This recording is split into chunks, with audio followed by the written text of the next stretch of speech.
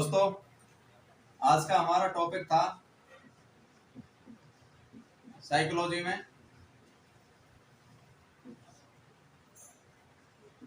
एक संप्रदाय को लेकर चर्चा करेंगे। आज हम उसका नाम है मनोविश्लेषणवादी संप्रदाय। क्या नाम है? मनोविश्लेषणवादी संप्रदाय। तो आगे हम चर्चा करते हैं इस संप्रदाय के जनक, जिनका नाम है, आप सबने सुन रखा है, सिगमंड फ्रायड। क्या नाम है? Sigmund Freud. अब बात आती है इनके निवास स्थान को लेकर। ये कहाँ के निवासी थे? ऑस्ट्रिया। सुना है नाम सबने? ऑस्ट्रिया एक देश है जिसकी राजधानी है वियना। क्या है? वियना। ठीक है साहब, आगे चलते हैं। तो बात आती है कि सिद्धांत की उत्पत्ति कब की गई? सन 1900 में। सन 1900 में सिद्धांत की उत्पत्ति की गई। ठीक है सर। अब अपन आगे बात करते हैं कि विरोध। ये एक ऐसे महानुभाव थे कि जो अन्य सभी मनोवैज्ञानिक थे ना, उन सबका विरोध किया था इन्होंने। इन सभी का विरोध किया था इन्होंने लेकर। ठीक है सर। और अपन आगे बात करते हैं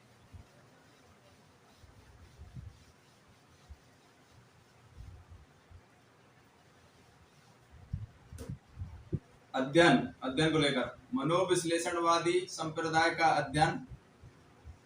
ठीक है सर। तो उन्होंने अध्ययन किया था मन की अवस्था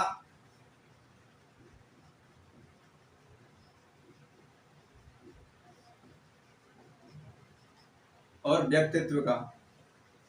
किसका किया था? मन की अवस्था और व्यक्तित्व का अध्ययन किया था इन्होंने। और इन्होंने एक विधि या सूत्र दिया था इन्होंने, जिसको हम विधि भी बोल सकते हैं, सूत्र भी बोल सकते हैं। तो उस विधि का नाम है स्वप्न विश्लेषण विधि। क्या नाम है?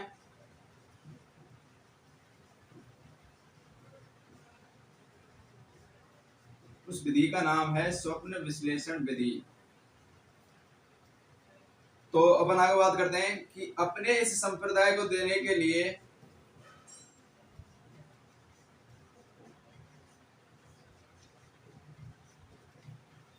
यानी कि समझाने के लिए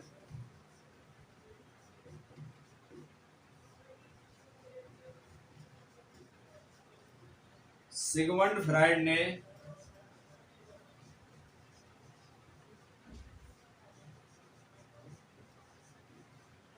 एक बर्फ के टुकड़े का उदाहरण प्रस्तुत किया। किसका उदाहरण प्रस्तुत किया? बर्फ के टुकड़े का उदाहरण। रीट में आपसे पूछ सकता है कि सिगमंड फ्रायड ने अपने संप्रदाय को समझाने के लिए किस चीज का उदाहरण प्रस्तुत किया? किसका किया? एक बर्फ के टुकड़े का। तो आइए बताते हैं आपको, ये बर्फ के टुकड़े को लेकर उसने अपने संप्रदाय को किस तरह हम लोगों के बीच में प्रस्तुत किया। ठीक है सर। तो देखिए, मैं एक बात टब बनाता हूं आपके लिए, पानी का टब। लो सर, ये हो गया एक पानी का टब। अब इसमें रख देता हूं मैं एक बर्फ का टुकड़ा। दिख रहा है ना सबको? बर्फ का टुकड़ा ये ना। अब इस टब में भर देता हूं मैं पानी। क्या है? पानी। अरे पानी लग रहा है ना सबको? ठीक है सर। आइए इसको फुल भर देते हैं अपन पानी से, हैं जिससे बर्फ का टुकड़ा डूबा रहे पानी में, डूबा हुआ नजर आना चाहिए हम सबको। अरे समझ रहे हो नहीं समझ रहे हो? हाँ तो बोल दिया करो। तो आइए सर, इसके मैंने 3 टुकड़े करता हूं अब इस बर्फ के टुकड़े के। ये आपका बर्फ का टुकड़ा है। ठीक है सर। ये जो बर्फ के टुकड़े का ऊपरी भाग है, इसको बोलता हूं मैं तैरता हुआ भाग। नहीं नहीं सॉरी, हाँ तैरता हुआ भाग है ना। और इसको बोलता हूं मैं संक्रमण भाग। समझाऊंगा अभी इसको संक्रमण क्यों बोलते हैं। और इसको बोलता हूं मैं डूबा हुआ भाग।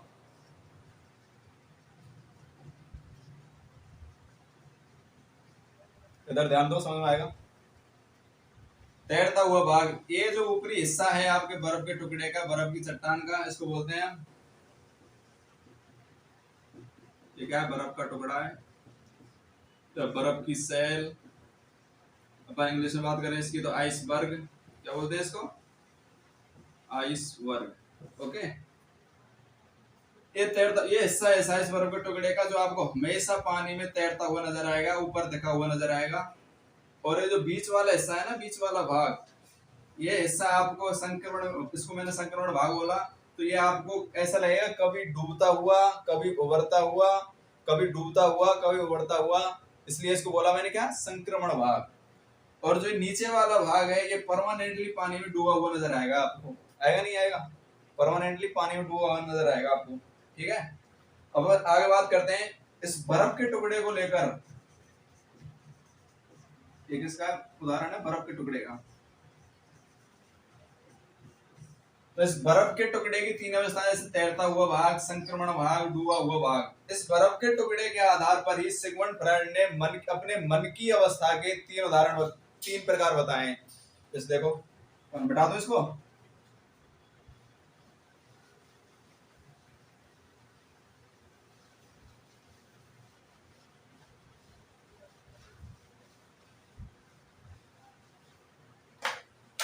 इस बर्फ के टुकड़े के आधार पर सिगमंड फ्रायड ने मन की तीन अवस्थाएं बताई हैं।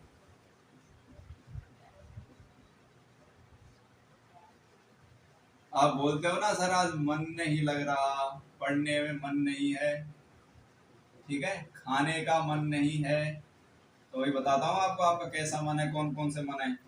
ठीक है सर, तो अपन बात करते हैं, इसकी पहली अवस्था है चेतन अवस्था। कौन सी अवस्था, सीआर सर, कौन सी अवस्था, चेतन अवस्था। ठीक है सर, इसमें अपन बात करते हैं, इसमें लेता हूं मैं 10% हिस्सा, मन का 10% हिस्सा। ठीक है सर, इसमें क्या है, 10% हिस्से में आपका प्रत्यक्ष ज्ञान, प्रत्यक्ष भावनाएं। कौन सी भावना, प्रत्यक्ष भावनाएं, वे भावनाएं जो आप डायरेक्टली करते हो, तुरंत करते हो, आपके दिमाग में फर्स्ट में एक बार में जो ऑप्शन आ जाता है उनको बोलते हैं प्रत्यक्ष भाव। ठीक है, और दूसरी अवस्था है इसकी अर्ध चेतन अवस्था। कौन सी अवस्था गुरुजी, कौन सी अवस्था, आप चेतन, अर्ध चेतन अवस्था। ठीक है सर, इसको बोलता हूं मैं संक्रमण भाग। क्या बोलता हूं,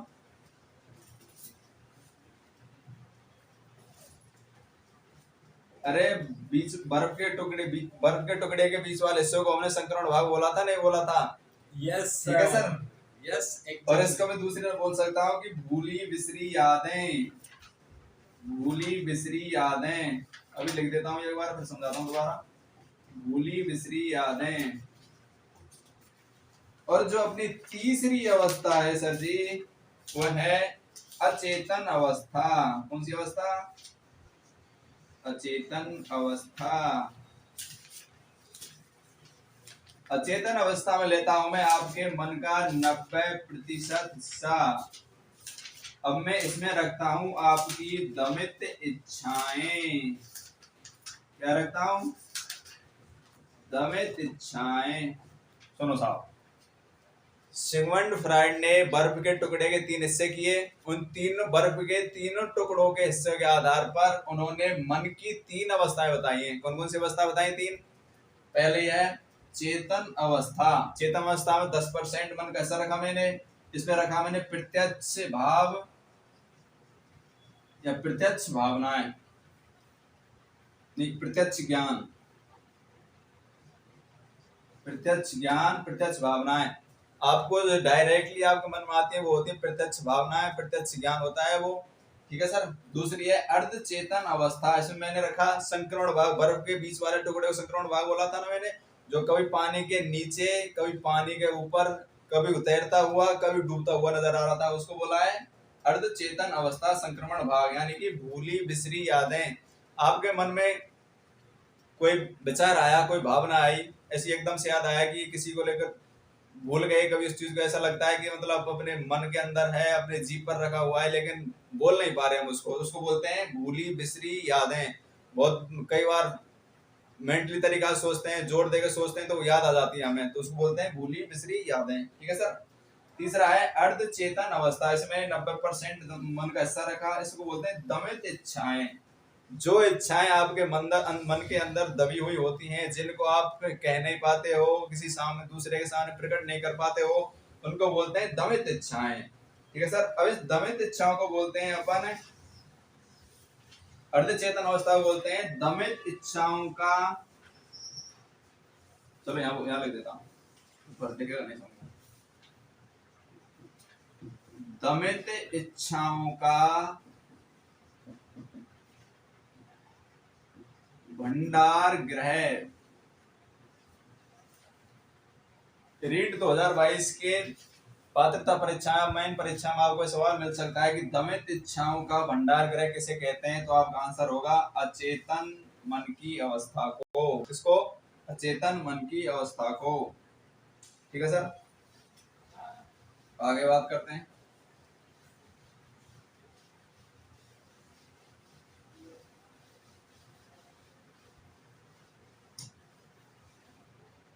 मैंने बात की अभी आपसे दमित इच्छाओं की। ठीक है सर।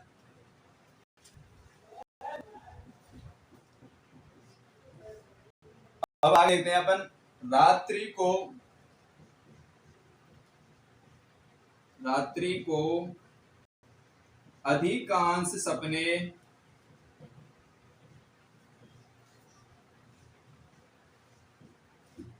दमित इच्छाओं के कारण ही आते हैं। इसके कारण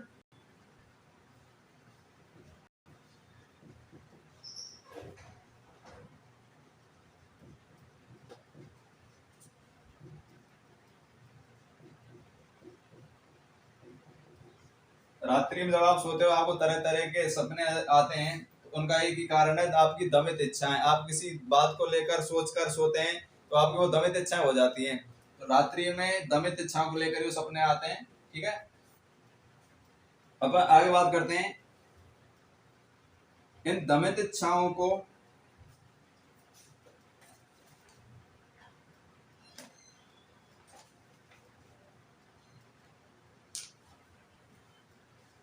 रात्रि में जो सपने आते हैं, सपनों का अध्ययन करने के लिए कौन सी विधि का प्रयोग किया जाता है? स्वप्न विश्लेषण विधि।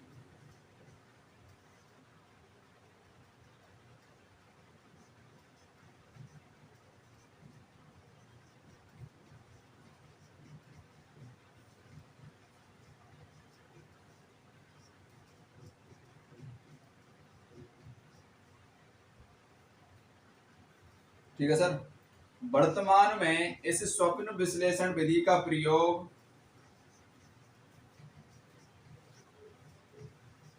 वर्तमान में इस विधि का प्रयोग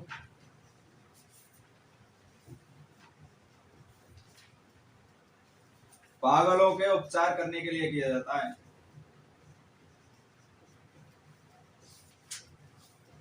पागलों का उपचार करने के लिए किया जाता है।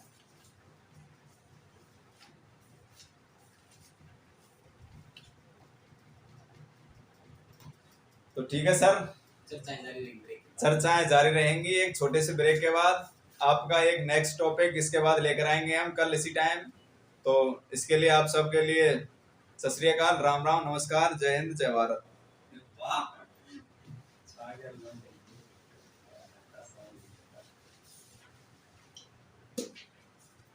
हाँ गुरुजी, आप बता क्या मैटर था।